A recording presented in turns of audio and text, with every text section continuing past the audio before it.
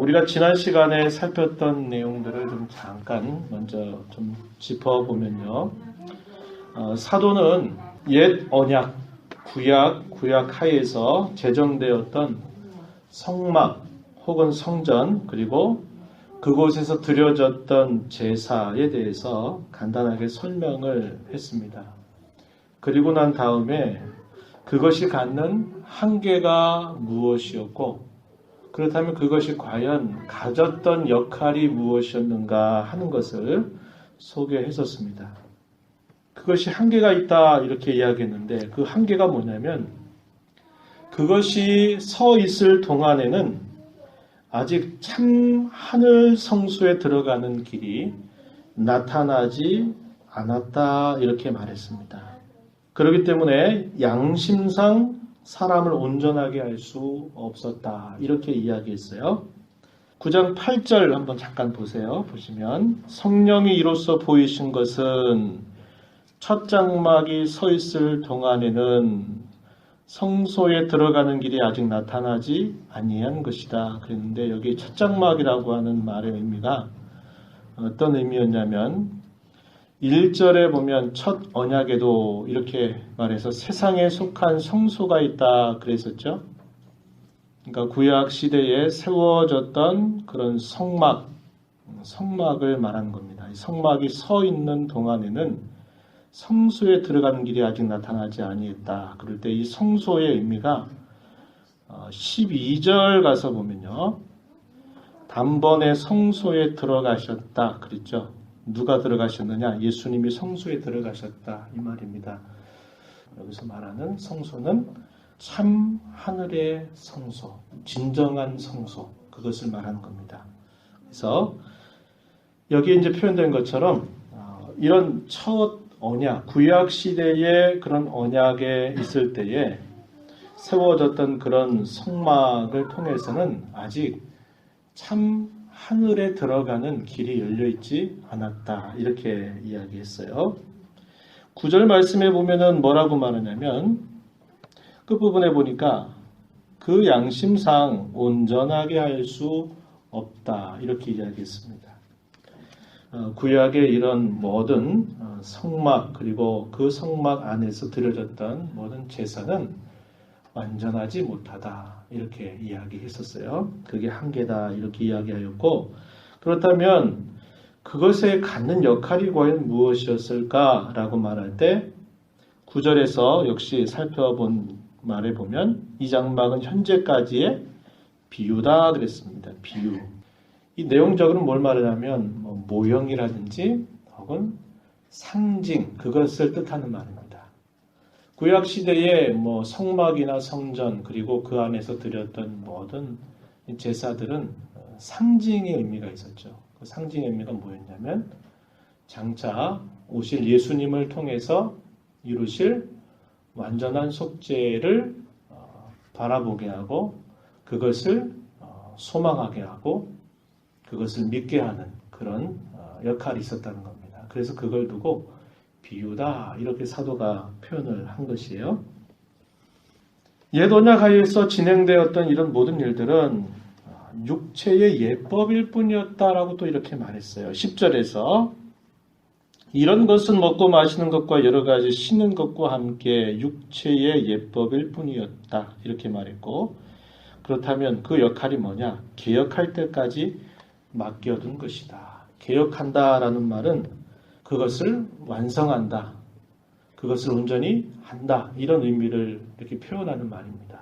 그래서 구약 시대의 그 모든 그 성막이나 혹은 성전 그 안에서 드렸던 모든 제사들은 예수 그리스도께서 이루실 완전한 속죄를 바라보게 하고 그 속죄에 이를 때까지 맡겨져 있었던 것이다 라고 이렇게 말해서 구약 시대의 그런 모든 그런 성막과 그 안에 드려진 모든 제도들은 이렇게 개혁할 때까지 맡겨둔 그런 역할들을 감당하였다 이렇게 사도가 말을 한 것입니다. 그리고 나서 이제 오늘 우리가 읽은 본문의 말씀이 등장하죠. 11절 이하에 보니까 쭉 소개하는 내용이 뭐냐면, 그러면 개혁할 때까지 맡겨둔 것이다 그랬는데 이 개혁한다는 게 도대체 뭐냐? 그것을 사도가 이제 설명해 가는 겁니다. 이제 사도는 구약 시대의 그런 비유 혹은 상징이나 모형과 같은 것에서 이제 눈을 돌려서 참된 그 실체 혹은 실상이 무엇인가를 제시하면서 그것에 주목할 것을 이야기해 주고 있습니다.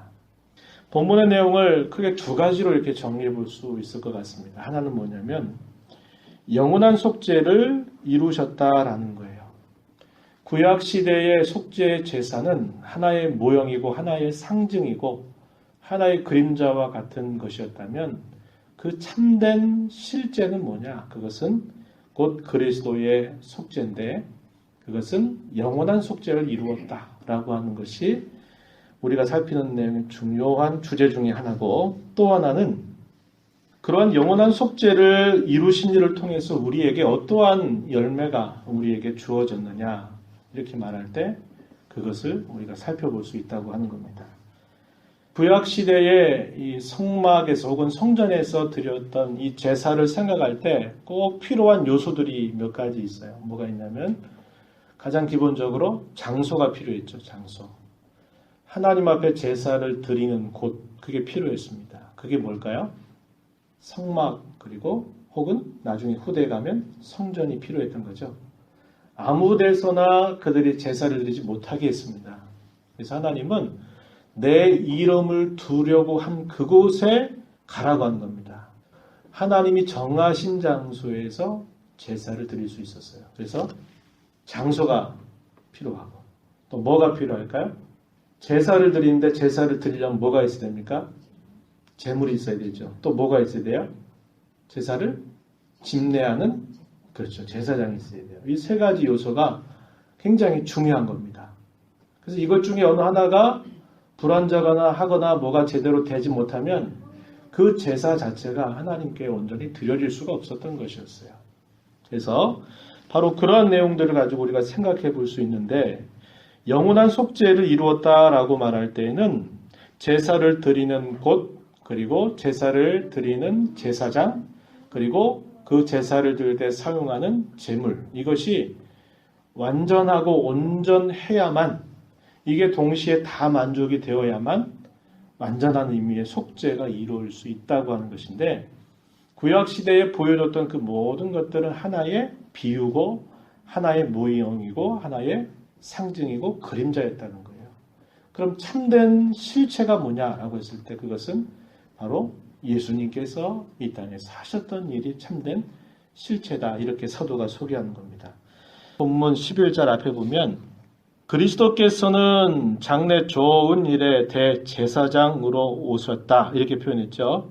제사를 집례하는 대제사장으로 누가 오셨다는 거예요? 그리스도께서 오셨다. 이렇게 이야기합니다. 그런데 그 제사장은 장래, 구약 시대에 있어서는 미래에 오실 분으로 묘사가 되었고 그가 행할 일에 대해서는 좋은 일이다 그랬습니다. 좋은 일. 이 좋은 일이라고 하는 것은 무슨 말이냐면 온전한 일, 완전한 일 이것을 뜻하는 말이에요. 다르게 말하면 완전한 구원을 이룬다. 이런 내용과 연관된 말입니다. 그래서 여기 대제사장이 등장하고 있어요. 구약의 대제사장 우리가 전에 살핀 것처럼 그 자신도 사람 가운데 세워져 있었던 그러한 대제사장이기 때문에 여전히 그도 연약함에 둘러싸여 있고 그도 죄에 대해서는 자유롭지 못했던 인물이었습니다.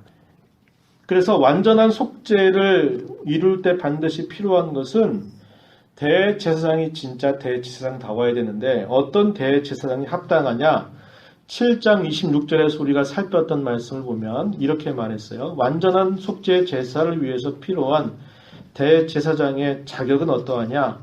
거룩하고 악이 없고 더러움이 없고 죄인에게서 떠나 계시고 하늘보다 높이 되신 이어야 된다. 이렇게 말했습니다.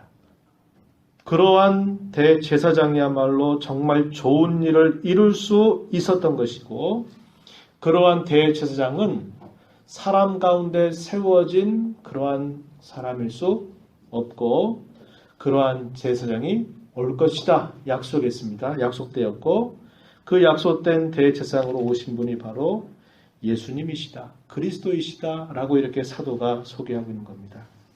그래서 그 그리스도를 두고 본문 15절에서는 뭐라고 소개하냐면 예수님을 새 언약의 중보자라 이렇게 표현했습니다. 새 언약의 중보자. 옛 언약 속에서 범한 그 죄를 속량하시고 새 언약을 이루는 그 조건을 성취하는 대리자여야 된다. 이것을 두고 새 언약의 중보자다 이렇게 말했습니다. 그렇기 때문에 사도가 소개하는 것은 그리스도만이 언약의 참된 성취자가 되신다 이렇게 말한 거예요. 그리스도께서 이 땅에 오신 일은 크게 두 가지라고 요약을 할 수 있는데, 하나는 범한 죄에 대한 값을 갚아줘야 돼요. 언약의 조건으로 요구되고 있는 그 언약의 조건을 만족시켜줘야 돼요. 만족시켜줘야 되는데 하나님의 율법에 대한 온전한 순종이었다는 거예요. 예수님의 삶은 순종의 삶이신데 그 순종의 삶은 한편으로는 수동적인 순종을 통해서 죄값을, 우리의 죄값을 대신 당해주시는 것, 또 하나는 능동적인 순종을 통해서 하나님께서 요구하시는 그분의 뜻을 우리를 대신해서 그 모든 일들을 주님이 온전히 순종하시는 일을 통해서 그분이 이루신 그 의로움을 우리에게 덧입혀 주시는 거란 말이죠. 이걸 두고 우리가 의라고 부르는 겁니다. 의. 우리가 예배 읽을 때, 예배 시작할 때 읽었던 고린도전서 1장 30절, 이게 이하의 말씀이 그거죠. 예수님은 하나님에게서 나와서 우리에게 지혜가 되셨다, 의로움이 되셨다, 구속함이 되셨다, 거룩함이 되셨다. 이 네 가지를 소개하고 있어요. 그래서 우리의 의로움이 되셨다라는 것은 그리스도께서 친히 그 의를 이루신 것을 우리에게 그냥 무상으로 값없이 우리에게 주셨다는 것을 말하는 겁니다. 그걸 두고 의, 또 다르게는 칭의라고도 이렇게 부르는 표현입니다. 그래서 예수님은 그러한 일을 이루시는 대제사장으로 이 땅에 오셨기 때문에 죄가 없어야 됐고, 적어도 그분은 우리와 같은 사람이셔야만 됐어요. 그리고 죄가 없으셔야 됐고, 우리 모든 사람들의 그런 죄를 짊어지고 나가는 역할이기 때문에 그분은 사람이셔도 하나님과 같이 지극히 존귀한 분이어야 된다라는 것을 이야기한 겁니다. 그래서 우리가 히브리서 7장 아까 소개했던 그 말씀처럼 7장 26절에서 그러한 대제사장이 영원한 속죄를 위해서 필요한데 그 조건을 우리 예수님이 만족시키신다는 겁니다. 두 번째 요소가 뭐냐면 아까 제사를 드리는 장소라고 말했어요. 11절 계속 한번 본문 보시면 11절 뒤에 보면 뭐라고 말했냐면 창조에 속하지 아니한 더 크고 온전한 장막을 소개했습니다. 창조에 속하지 아니한 더 크고 온전한 장막. 이 창조에 속한 장막이 뭘까요? 1절 보면 뭐라고 표현했냐면 세상에 속한 성소가 있었다 그랬습니다. 같은 말이에요. 다르게 말하면 모세를 통해서 하나님이 주셨던 그런 규정대로, 규례대로 성막을 세우셨던 일, 그리고 나중에 예루살렘에다가 성전을 건축했던 일, 이건 다 창조에 속해 있는 장막을 뜻하는 겁니다. 근데 그것은 뭐라 그랬어요? 비유라 그랬어요. 비유. 모형이고 상징이었다 그랬습니다. 그것은 뭐에 대한 모형이고 상징이었다고요? 참된 참성소를 본떠서 만들게 하신 거라는 거예요. 그래서 출애굽기 25장에서부터 이하에 쭉 보게 되면 신의 산에서 하나님 모세에게 이 성막을 지을 규례를 주시는데 항상 뭐냐면 내가 너희에게 보여주는 설계를 따라서 넌 이렇게 만들어라. 이러한 재료를 쓰고 이러한 크기로 만들어라. 그리고 이렇게 배치해라 하는 것들을 하나님이 주셨는데 그것은 실제의 모형을 실제를 본따서 비유처럼 만들어준 하나의 모형이고 상징물로 주셨다는 겁니다. 그래서 여기 창조에 속하지 아니한 온전한 크고 온전한 장막, 그게 뭐냐면 참성소, 원형이 되는 참성소를 말하는 거예요. 그것이 조건이 만족이 돼야 되는데 예수님께서 더 크고 온전한 장막에서 제사를 드렸다는 겁니다. 그걸 지금 사도가 소개하고 있는 거예요. 옛 언약에서 하나님께서 주신 세상에 속해 있었던 성막은 비록 그 크기와 재료를 직접 하나님이 정해 주시긴 했어도 그것은 이 땅에 속한 것이었습니다. 그래서 그것은 사람의 손을 통해서 지었죠. 사람이 손으로 지은 것, 그것이 아무리 귀하고 가치가 있다 할지라도 그것은 영원하지는 못하다는 겁니다. 그래서 영원한 속죄에는 그 조건을 만족시킬 수가 없다는 거예요. 그러나 그리스도께서 섬기시는 참 장막은 하나님의 성령께서 직접 가장 좋고 영원히 없어지지 않을 재료들로 지으신 것이라고 말할 수 있어요. 이 장막은 옛 언약 아래 예루살렘에 세워진 것이 아니라 이제는 온 세상 사람들이 참여할 수 있는 거대한 그런 장막이 된 것입니다. 아까도 말씀드렸지만 그들이 아무 데서나 제사를 드려서는 안 됐었어요. 그렇죠? 광야 생활하는 중에는 반드시 그 성막 안에서 제사를 드려야만 됐고 그들이 이스라엘 땅을 차지하고 나서는 예루살렘에다 만든 그 성전에서 제사를 드려야만 됐어요. 그럼 다른 나라 사람들은 어떻게 합니까? 참여할 가능성이 거의 없는 거죠. 그죠? 멀리 있는 사람들은. 그러나 참된 이런 참되고 온전한 장막에는 시간이나 공간을 뛰어넘는 겁니다. 이 말이 이해가 되시나요? 어디서든지 그 장막에 들어갈 수 있다는 거예요. 대한민국에서도 일본에서도 미국에서도 어디서든지 들어갈 수 있는 그런 장막이라는 거예요.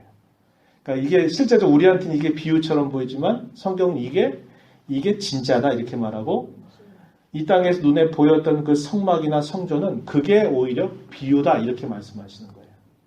왜? 그거는 눈에 보여서 그게 실제 같지만 그것은 참된 것을 본떠서 임시적으로 만들어준 것이기 때문에 그렇고 우리 눈에 보이지 않지만 그게 진짜 참된 실체다 이렇게 이야기하는 거예요.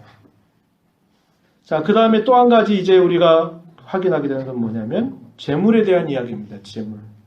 12절 말씀 가서 한번 보세요. 12절에 보시면 염소와 송아지에 필요하지 아니하고 오직 자기의 피로 영원한 속죄를 이루사 단번에 성소에 들어가셨다.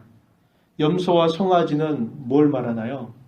당시의 속죄의 대표적인 제물을 말할 때 염소와 송아지 제물을 가지고서 그것을 잡아서 그 피를 뿌리는 일을 통해서 이 속죄의 제사를 드렸었잖아요. 그랬을 때 이런 제물 자체도 사람이 범죄했는데 사람이 아니라 그 짐승의 피를 통해서 죄값이 갚아진다라고 이렇게 가르쳐 줬던 겁니다. 그런데 누차 얘기하지만 격이 안 맞다 이 말이에요. 격이 안 맞아요.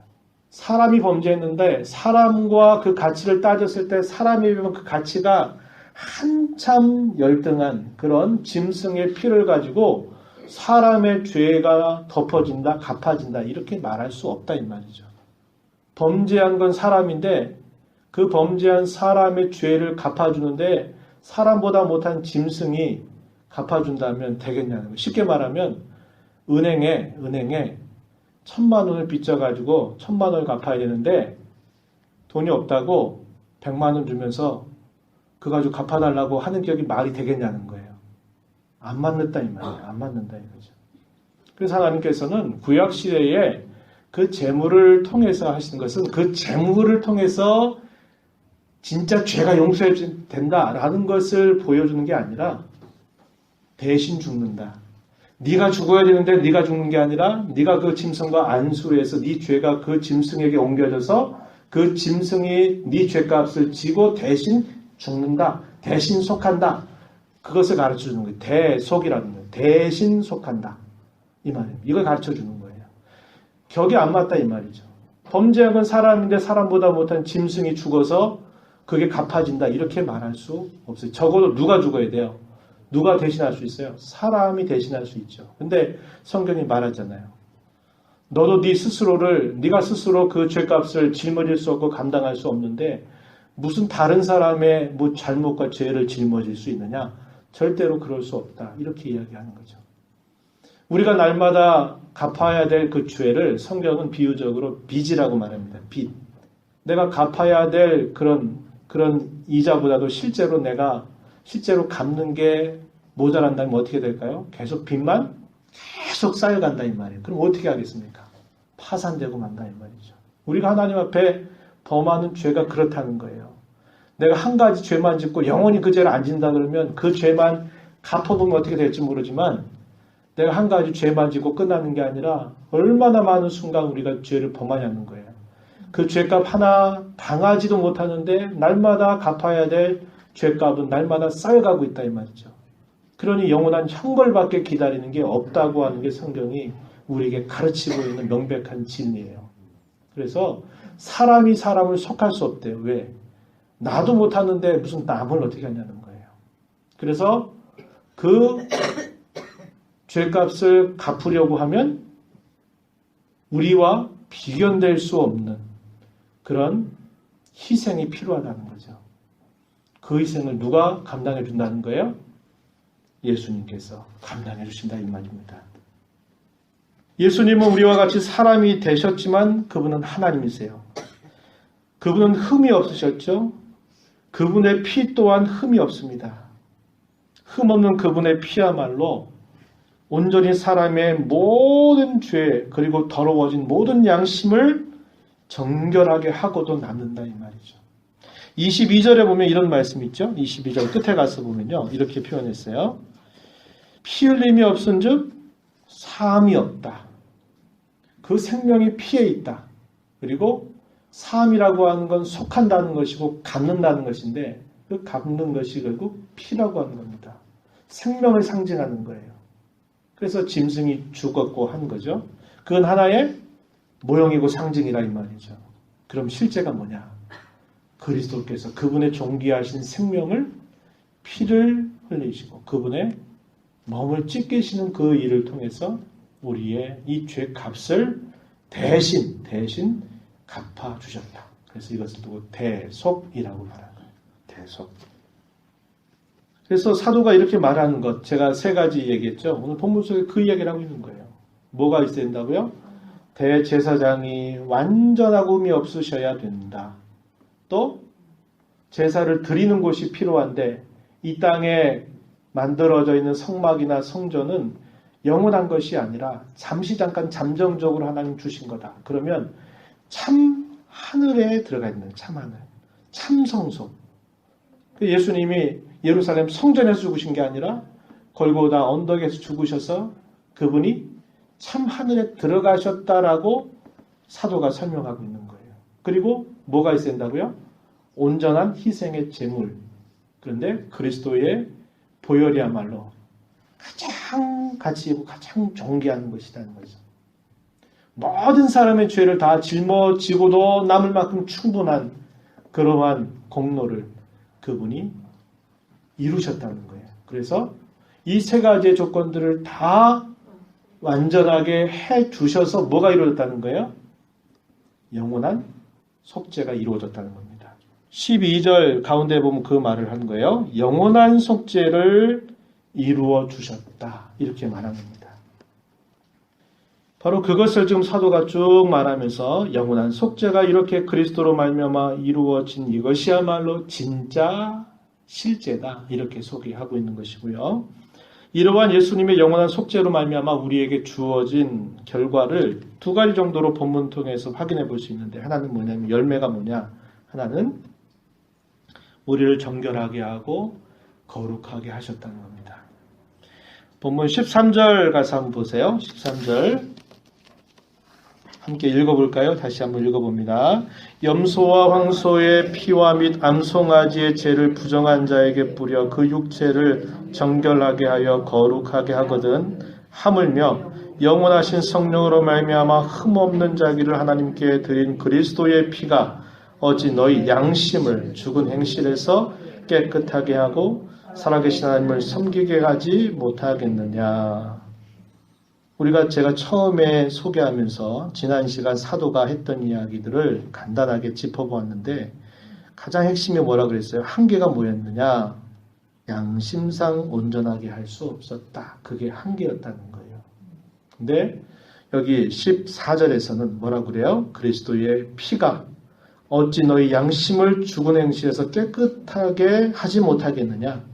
살아계신 하나님을 섬기게 하지 못하겠느냐? 이렇게 물으면서 그리스도의 이 영원한 속죄가 결국 우리를 온전하게 정결하게 하고 우리를 온전하게 거룩하게 하였다라는 것을 사도가 소개해 준 겁니다. 구약 시대에 염소와 황소의 피라든지 붉은 암송아지를 잡아서 그 재를 만들어서 부정한 자에게 뿌리게 하는 그런 일들을 소개했는데 그것들은 실제적인 정결이 아니라 의식적인 정결이었어요. 의식적인 정결. 그러니까 구약에서 우리가 레위기 말씀을 읽을 때 정결법에 대한 이야기들이 많이 나오잖아요. 죽은 시체를 만지면 부정하다. 또 피를 흘린다든지 그럴 경우도 부정하다. 그래서 몸으로 씻게 하고 얼마 동안 지나야 정결하게 된다. 또 어떤 곤충은 먹을 수 있고 어떤 것은 먹지 못하고 어떤 것은 정결하고 부정하다. 이런 것이 실제적으로 그게 그 짐승 자체가 정결하고 부정하고 이것을 말하는 게 아니라 하나님이 정해 주셨다 이 말이죠.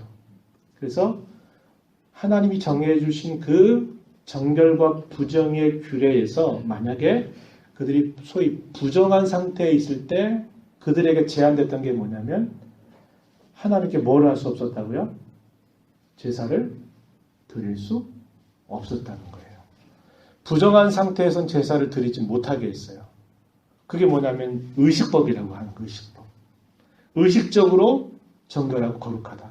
그럼 오늘날 그럼 우리가 똑같이 그러면 죽은 어떤 짐승을 만지면 부정해가지고 그 부정을 씻어야 된다고 우리가 이렇게 말하지 않아요. 그것은 하나님께서 구원의 그 도리를 우리에게 가르쳐 주기 위해서 일정 기간 동안 하나님이 그렇게 하셔가지고 부정한 걸 만지면 절대로 제사하지 못하게 하는 일을 통해서 뭘 가르치냐면 구원의 그 이치를 가르치기 위해서 하나님 그렇게 정해 주신 거예요.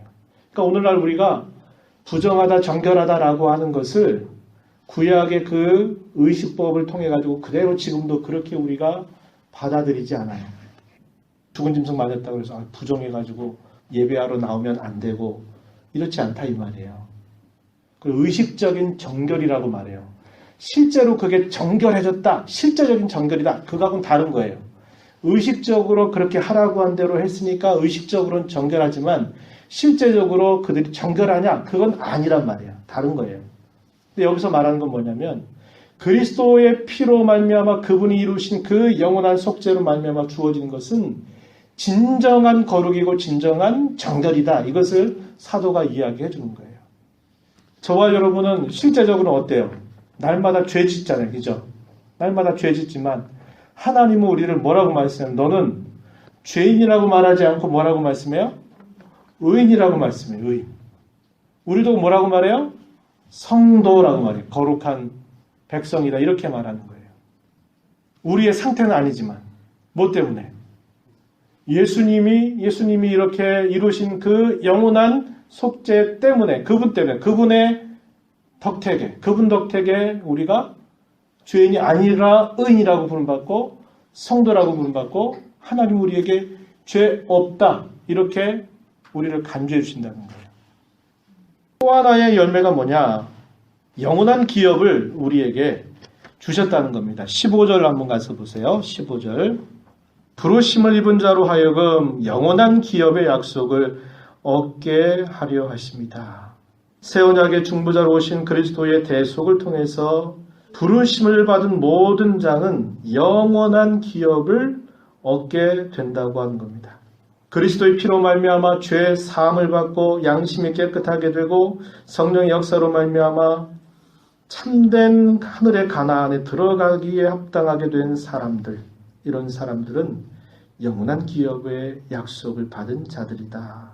이렇게 소개하고 그 약속이 분명하다는 것을 우리에게 가르쳐 주기 위하여 하나님이 누구를 우리에게 보내주셨습니까?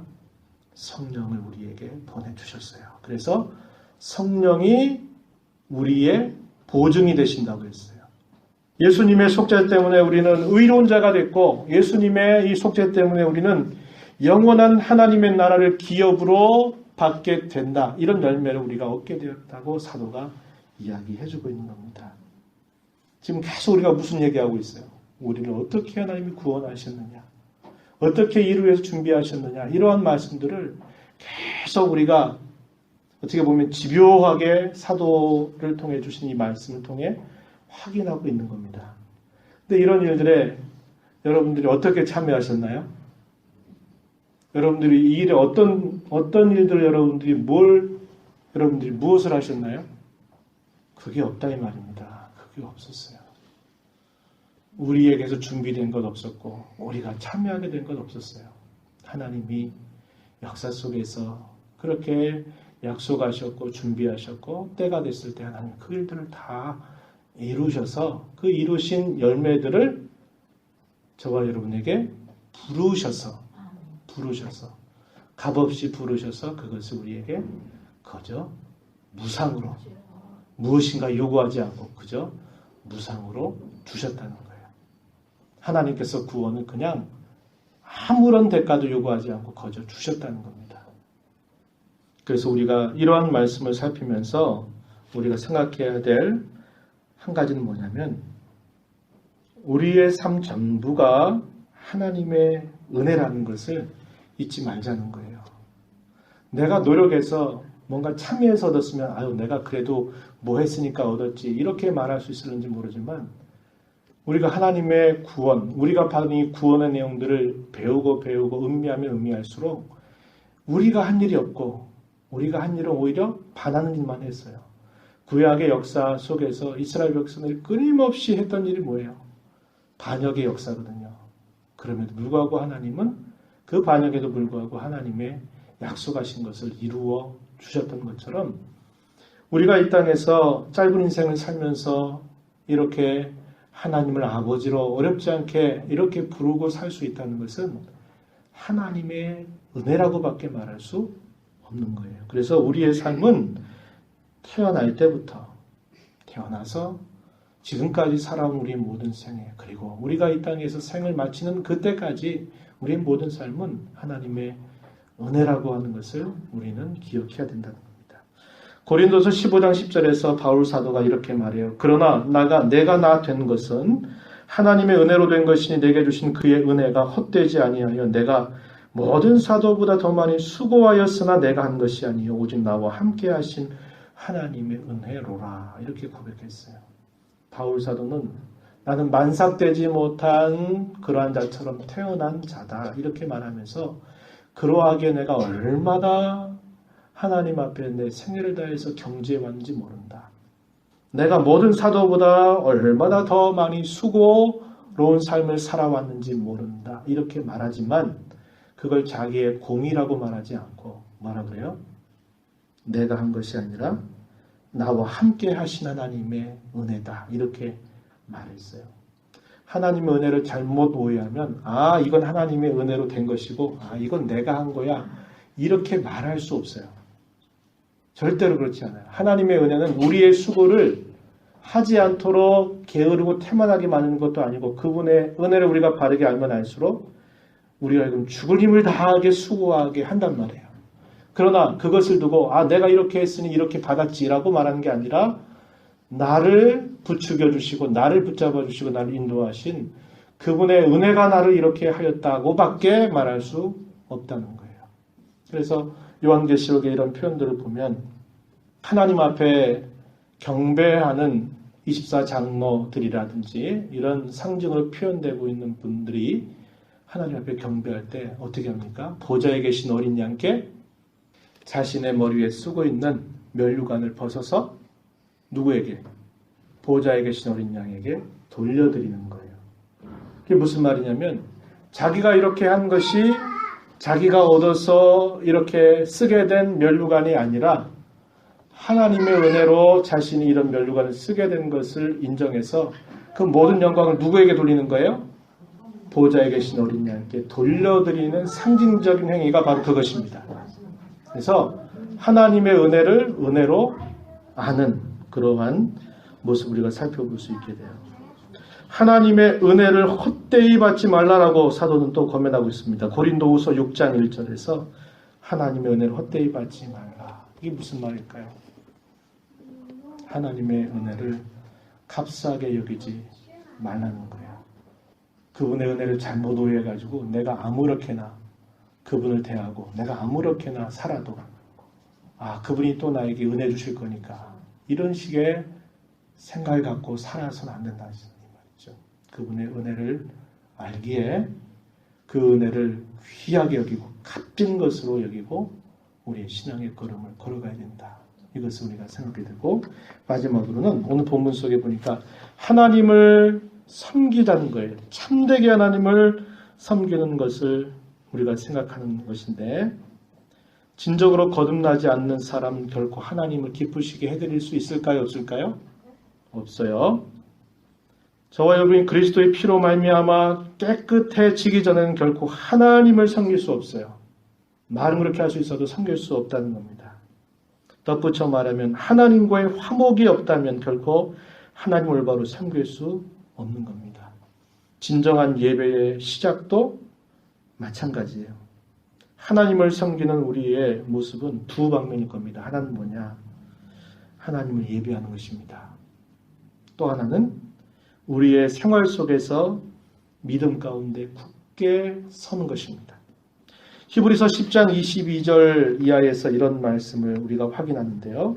우리가 마음의 뿌림을 받아 악한 양심으로부터 벗어나고 몸은 맑은 물로 씻음을 받았으니 참 마음과 온전한 믿음으로 하나님께 나아가자. 참 마음과 온전한 믿음으로 하나님께 나아가자. 이렇게 사도가 권해요. 왜요?